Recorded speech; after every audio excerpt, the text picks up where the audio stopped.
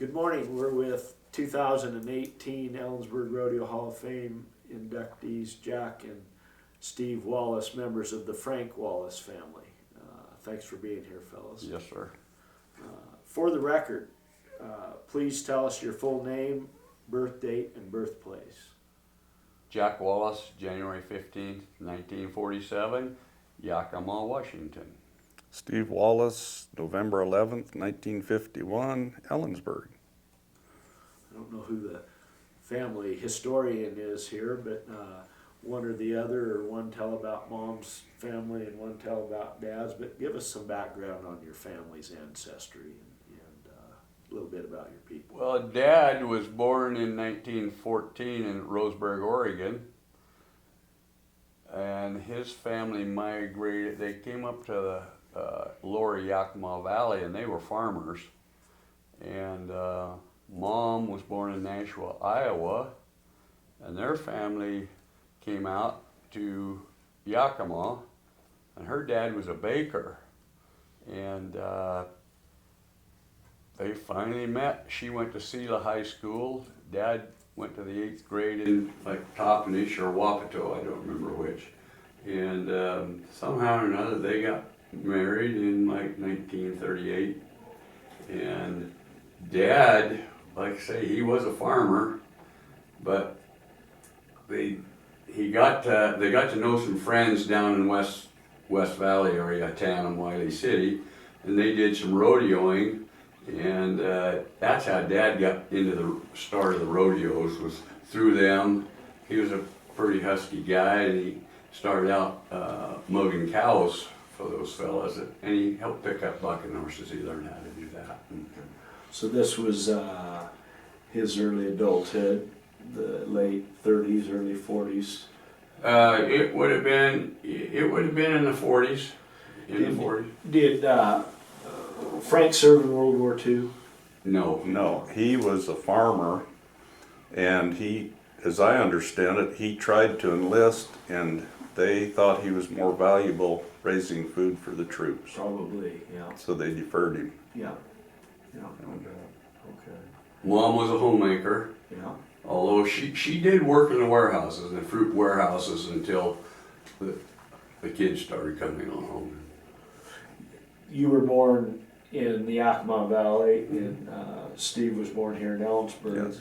When did they come to, your folks come to Elllensburg or the Kittitas Valley? December of 1949. I would like to add in there too, we had a sister Betty, Yeah. that she was in between us. She was born in 1949, and she passed away, it's been about 9 years ago. Okay. Actually about 10. And, for the record, tell us your mom's name.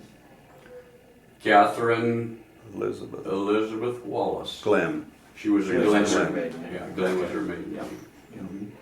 Again, the induction, folks, was the Frank Wallace family. So we'll talk some more about not only Frank and Catherine's two sons, Steve and Jack, who are here, but also we've shared some about Betty, and then Betty's children are involved in the rodeo, and so are Steve and Jack. So maybe now's a good time to talk about the rest of the family members that have been a part of the Elllensburg Rodeo.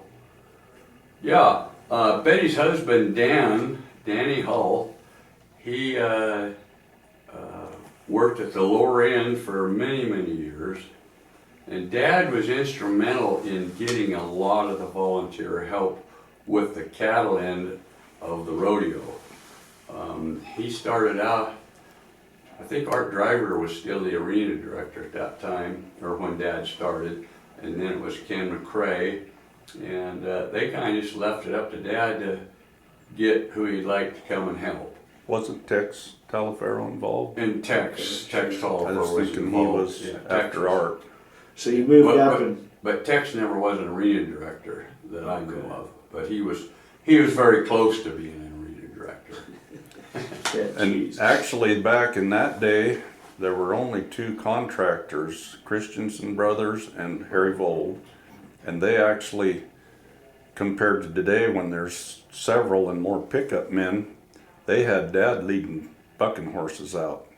Okay. And that occasionally he'd get a thrill and they'd let him pick up, and he sold a horse or two to Volz, didn't he? Christensen brothers. Christensen's Okay. pickup horses. Yeah. Dad got a big thrill out of that. Well, I would think, yeah, people don't recognize pickup horses as rodeo event horses. Yeah. They sure are, yeah.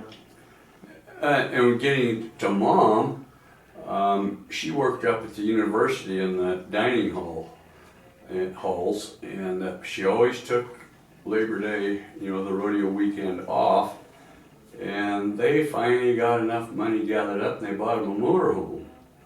So they would just take it to the infield and set that thing up, and a lot of the volunteer, especially in their category, the cattle end of it, they would, Mom had sandwiches made, and you go in there and take a little rest if you want to, and a beverage, and so Mom was always involved with that aspect. It was the first workers' hospitality tent, except it was a motorhome. Basically, true, yeah. Yeah, Catherine's motorhome was Yeah. a spot to be for a soda and a sandwich. Yeah. The, into 49, your family moved up here. Was it right away that they became involved in helping with the Elllensburg Rodeo, or? It was a while later, Nip. So maybe Dad- late 50s or? Yeah, Dad he got involved with a walking tea ranch. He rented a place, milked some cows and put up hay. Yeah. But anyway, he got involved with the walking tea ranch. I met a guy named Ray Driver who was I think he was Art Driver's cousin. But anyway, Dad started cowboying for them. Okay. And one thing led to another, he met different people, and those people were involved with the rodeo, so they asked Dad if he wanted to come and help. And they were also part of the Kittitas Valley Roping Club. Oh, okay, County sure. Roping Club. Wasn't Frank a founding member? Or No, he came early after, member. but he was fairly early, but he was not a founder. But I think that picture of those guys, the county ropers that made the rodeo, which they had to alternate, there were 9 of them lined up, and I think that was like 58 or 9, wasn't it? That's probably about right. Okay. But ironically, too, of those 9 people, I think 8 of them had cigarettes hanging out their mouth at the time, you know. Yeah, times changed. But, Well, And you were kind of asking when he started getting involved with the rodeo. I think it was probably in the middle 50s, 55, 56. I think the arena was still grass at that time. okay. So, was it parallel with his involvement with the roping club, or did he become a volunteer first and then? And it was pretty parallel. Okay. Yeah, it was pretty parallel. Yeah. Because the Kittitas County Roping Club, a biggest share of their members volunteered to help with Yeah. the rodeo. Yeah. As a result, they had the county roping, so county ropers helped. So at that's the how rodeo. that relationship began. Yeah. Was Yeah. we'll highlight you at the rodeo or let you compete if you'll help out. Right. Or and it was the main volunteer workforce at that the time. club was. Yeah. Interesting. Yeah. Huh. Yeah. It's all commercialized so much more now, and then you have the Gold Buckle Club sponsors, and then other volunteers that have grown Band so much. groups and just Yeah. But Yeah. at that time, Yeah. At that time, everything that went on in the arena, in and behind the arena, it was Kittitas County Roping Club members that did that. Yeah. Huh. What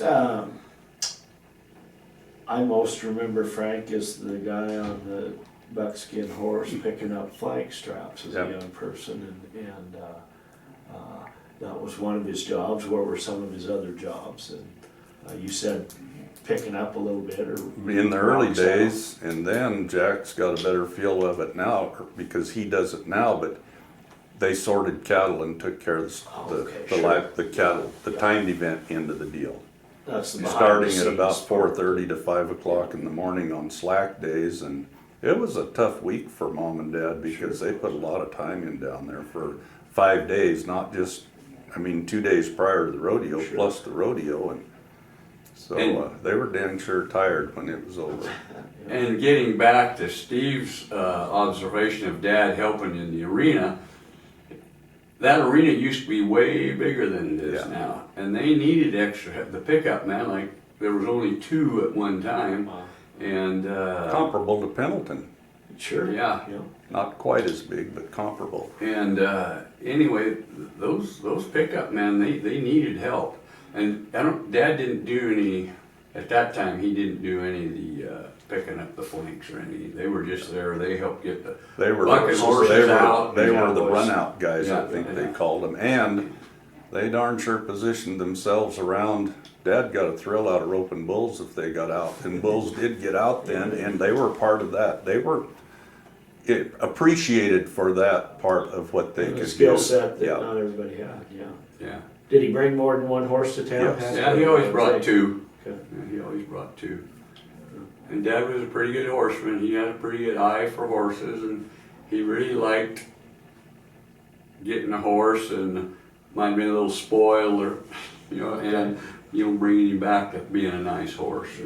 Then, as he got older, he started on the buckskin horses, Oh, okay. and he really liked the buckskins later on. He wasn't opposed to trading horses a little bit. He enjoyed that. Yeah. part. Trading horses and tractors. And as he got older yet, he would still trade them, but then I got to ride them. Oh, And I it- see.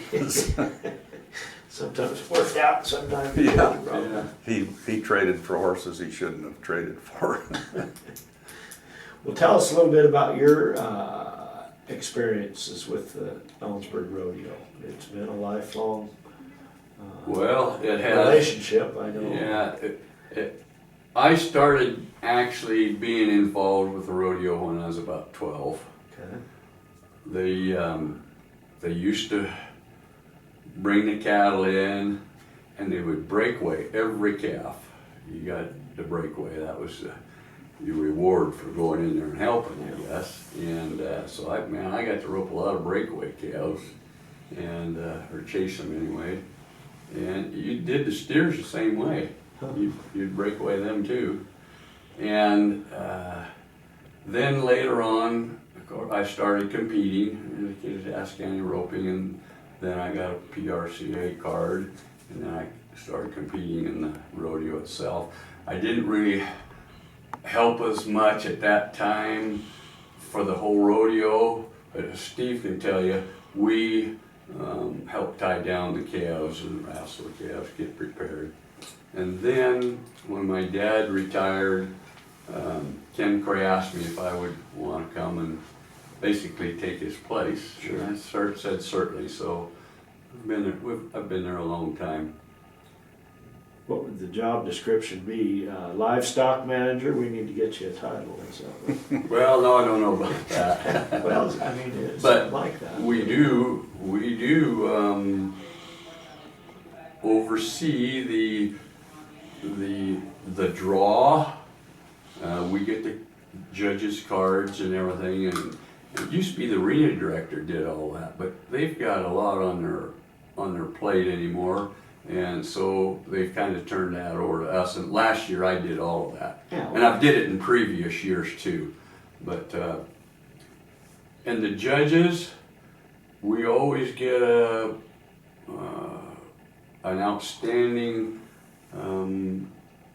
I guess, critique on how the timed events are run. Oh. How nice the cattle are always there, very few mistakes. Each judge does a I post think that's the way rodeo evaluation that's the and way you I get understand. graded kind of. Yeah, that's the way I understand it, according to what the Makes arena sense. directors have told us. Yeah.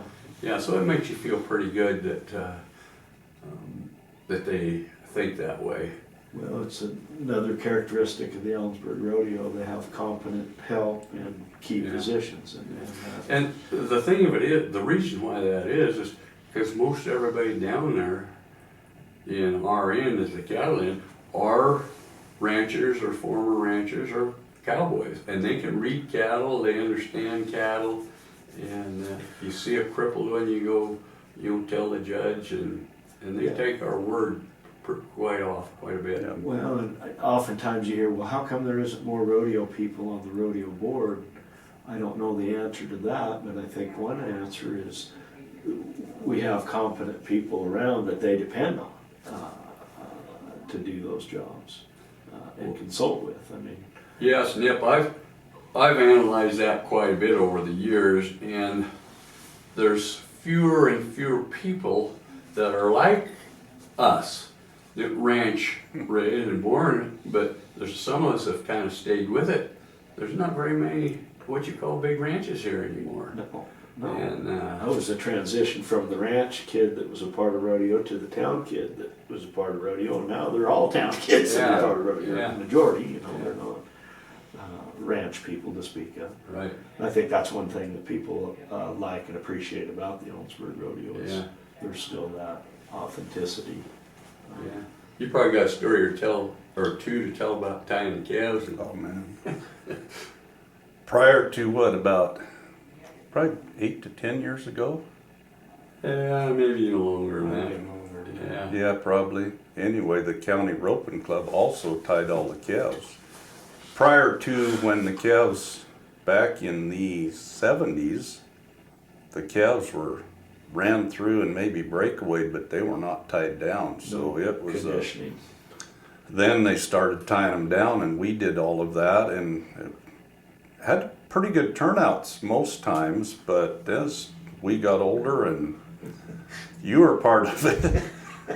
Anyway, boy, it was a gasser to go tie calves at the Elllensburg Rodeo, because there'd be 75 or 70 to 80 calves, and so anyway, And they didn't weigh 220 pounds No. either. they were sucking a cow with backs about that wide. And anyway, transition to rodeo, they've done away with the truly fresh ranch calves, and then the PRCA guys started tying them down themselves. And but it was a chore tying calves, and Well, I think there was a time Ken McRae got older, and there was one year there were about 6 of us, and we're in our later years of career, if even we had a career. But there were people, Ken McRae got off his horse and tried to tie a couple just to give us some air, because But Clint Weaver had his pants tore clear off of him. I remember that one. Well, he had to be on the tail end of it. Probably, Yes. wasn't he? Yeah. evolution is Yeah, the changes you've. What are some other major changes that you've recognized throughout the years? Of course, the grounds. Well, it used to be unique because it was a big arena and the score was long, and now it's become more generic to other rodeos, I think. And Yeah. the calves are totally different, but they want to tie 'em fast, and Sure. um, And both types of entertainment sell. Right. But as a Yeah. traditionalist, it's kind of tough to see that. Well, you know, like when you had them big old cows that, you know, shoot, 20 was a fairly common run. It was quite a deal if you tied one to 15 or 14. And then as the ropers got better, so they could tie them 11 or 12. But I remember 12 winning first I have quite a bit. 2 pictures, of which I never bought a lot of pictures, but placing at the Elllensburg Rodeo in a go-around, and I think I was 13-4 and 1/3 and 14-4 maybe and 1/4 in a go-around. Yeah. The calves, I was riding a mare that Jack had, and I roped a Hereford calf, and she's going to jerk him down, and he's standing like he's on his back legs, and he looked like a bear.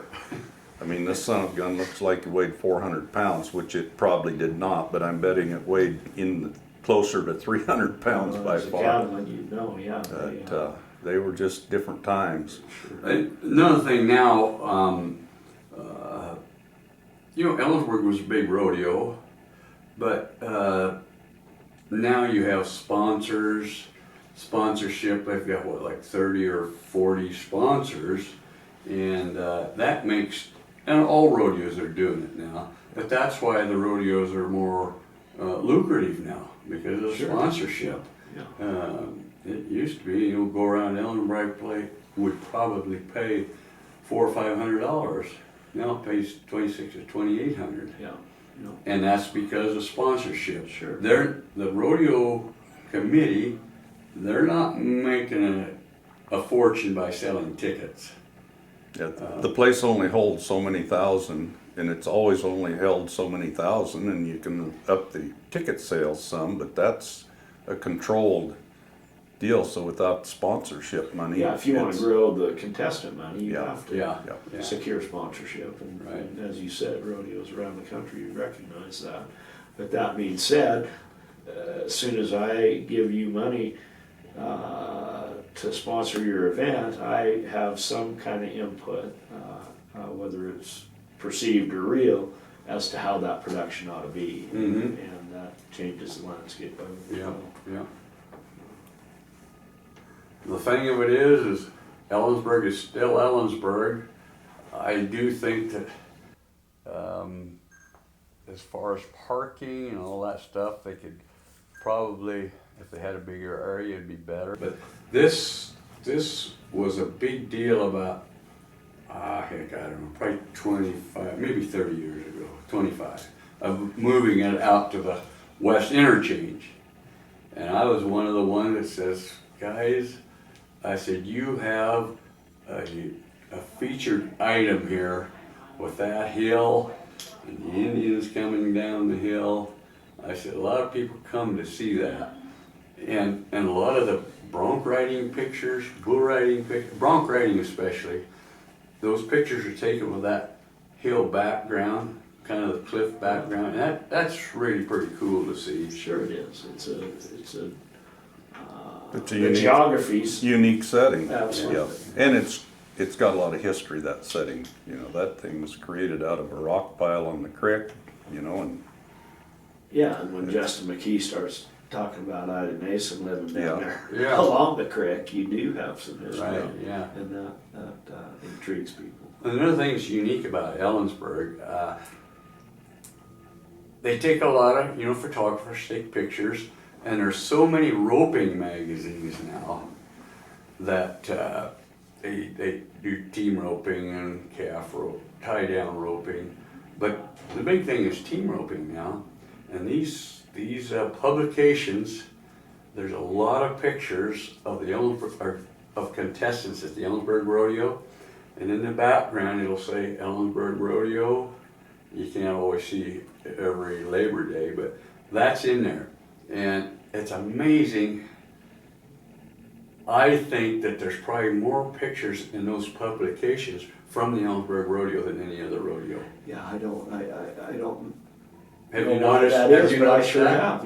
Yeah. And maybe it's because we recognize it immediately. That's home. Yeah, it But, could be. But when I noticed it, watching rodeo bloopers tapes years and years ago, a lot of stuff in there of every event, but a lot of the wrecks, because it was a bigger, wide open arena and longer score, bulldog and wrecks and people getting their lunch ate by big calves and that sort of thing. It was amazing how many, and cow roping.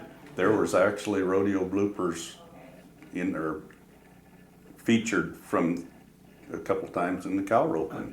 remember that. I think Hall of Fame chief historian Mike Allen might have wrote a book about the idea of man versus beast in rodeo. That's the storyline that attracts people, and Elllensburg was well known for it. Yeah. I was thinking about that when you were Maybe talking the about wild the horse eight race a ranch time or cows, two I suppose. also. Sure, yeah. What fondest memories about the Elllensburg Rodeo? What did you most enjoy, or you can't put your thumb on one are you thing? talking probably, about but- personally? Or? Yeah, personally, or as a part of the Frank Wallace family. Well, speaking of family, it was always fun to go down there as a family. Yeah. Our brother-in-law Dan Hull was there, and even at the time when Steve and I weren't volunteering, we would get to the motorhome Sure. and Well, and even when we weren't volunteering, we did volunteer to prepare the cattle. I mean, well, we did. Yeah, that's yeah, true. so I mean, that was That's true. Counting from the on- time we could go in and break away and chase stock before the tying the calves down and helping with the draw and stuff. We were there. Biggest highlight for me personally was I don't remember what year it was, but I know I was 51 years old, and I roped a calf, and I really made a good run. And at that time, they were putting up Coca-Cola money, and the person that roped the fastest calf in that performance got $100. And the Coke lap. And you the got to Coke go lap. around, you got to go around, and it was amazing how many people, way to go, Jack, and you go, way to go, Jack. You had a lot of friends in the stand, and so that was probably a highlight for me. I did make the finals, I think 3 times. I never did do anything. I mean, I didn't win anything, but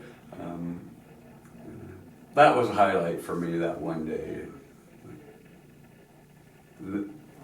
How about low highlights? I don't know. Speaking of the short round, I made it twice. Didn't do anything, but that was pretty exciting because there were fairly quality ropers talking about when you and I made it the 1 year together. And I think the highlight for me was just the rodeo itself. I was a circuit rodeo guy, but I got to go to Cheyenne once and got to go to a few other outside rodeos. But to me, it was still the best rodeo I ever was at. I would completely agree with that. I really liked it. It's just, I was, it wasn't until I had an opportunity to go to some of the other quote best rodeos in the country that I recognized how special Elllensburg was, because you just thought that that was how rodeo is. yeah. You know, Yep. until you start to go and say, hey, that's something special. I was asking Steve if he remember sometime when it was kind of a low period for the Elllensburg Rodeo. It was 1 year when we were standing there and weren't entered. Oh. It was the first year that they started ProCom. And for you that don't understand what that is, we used to call in on telephone to enter right with the rodeo secretary and wait. Central entry system. So then they started a central entry system, and I was out at some people's place shoeing some horses, and oh man, I gotta go enter Elllensburg. I was 2 minutes too late, and they wouldn't let me in. Didn't care if you were Frank Wallace's kid or not. Steve and I was entering us together. Oh, God. So, to finish How'd the he break story, the news? we're going to Walla Walla to the rodeo when he drops. Kennewick. We were going to Kennewick. Okay, Week before, maybe okay, Kennewick yeah. when he drops the bomb that we're not entered. So, we're at Walla Walla the next week, and I'm talking to Tom Ferguson. So, when are you up here, Tom? Well, I forgot to enter. He's just world champion all around, and he forgot to enter Walla Walla. So how's it going at Elllensburg? Well, Tom, my brother forgot to enter us at our hometown rodeo. Oh boy. That's funny. I didn't remember it being that funny at the time. I appreciate that you can laugh about it It now. wasn't very funny. In fact, the reason why I know it was at Kennewick, we go see what we drew or something, or go watch the start or something. Sam Kaiser's, did you bring my rope, Ken, by any chance? I said, if you entered the Elllensburg Rodeo, I've got you your rope, Ken, or entered me at the Elllensburg Rodeo. What closing comments would you like to make for fans that are going to view this interview in the future? What would you like to share about the Elllensburg Rodeo? Well, I would like to say it is, it's really a great entertainment. If you've never seen any of the Western, heritage or culture, and granted the Indian, there's not as many of the Native Americans come, but that's part of history. Coming down off the hill, that is pretty cool. I enjoy that. And usually there's nice sunshine and there's lots of things to do. And you're seeing some of the best athletes in the world. Not only people or cowboys and cowgirls, but horses. comes to mind right now, I was looking at Reno, and there's a horse called Spring Planting, and they won the first go around and the short go around on that horse, and he's the highest marked horse that's ever been ridden here in Elllensburg. He's owned by Big Ben Rodeo Company and Flying Five. But those are exciting things for people to see. And that They horse might is not. another competed here, don't Oh yeah, and she's in the Hall of Fame. That's Spring Planting, Spring Fling. Spring Fling, yeah. Yeah, and she's in the Elllensburg Radio Hall of Fame. And, but it's just good, clean entertainment. Well, I say everybody stand for the national anthem. Yeah. Takes their hat off, and Yeah. but How about you, Steve? I think that some of my memories of this rodeo and what it does is like Jack talked when he got the Coke money,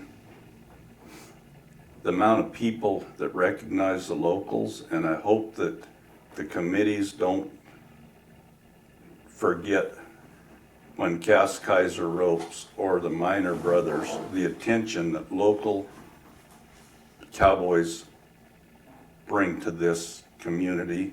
I mean, there's 8,000 people sitting there, and it might be the world champion calf roper does not get the applause that a local competitor will get. like when the Elllensburg or the announcer announces this guy is from Elllensburg, Washington, they get with it. And Yeah. of course, we have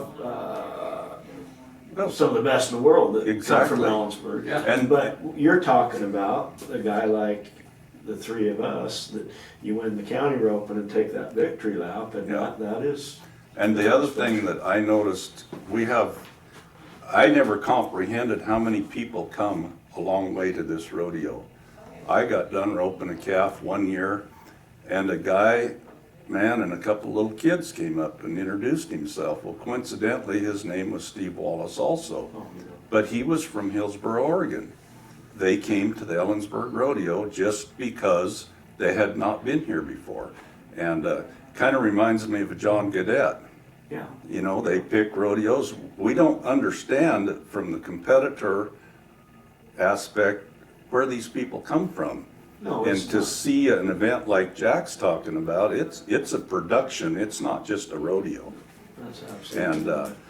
And the production's going to last 3.5 to 4 hours, and so do football games. So, you know, let's just go ahead and have the Wild West show and make it entertaining. Yeah, that was something I've thought about. I understand the need for having it fast-paced and always something fun happening, but folks are there for the afternoon. And it is fast-paced, it's a There's a full lot of event, it. there's a Yeah, lot of it, yeah. it's a full venue. So, One thing I'd like to bring up about Steve, telling about how many people come from other areas. We haven't touched on the Extreme Bulls, and that's a big deal. Extreme Bulls is that's a PRCA big deal, and it was actually originated here in Elllensburg. Joel Smith was kind of the guy that got that started and named it. It was really the foundation of the It was the PBR. foundation, yeah. And then the PRCA got a hold of it, well, they wanted it, and they named it Extreme Bulls. But I've manned the Hall of Fame booth in the Western Village, and it's amazing how many people come in there. They came to watch the Extreme Bull. They'd be from Montana, some would be from Canada.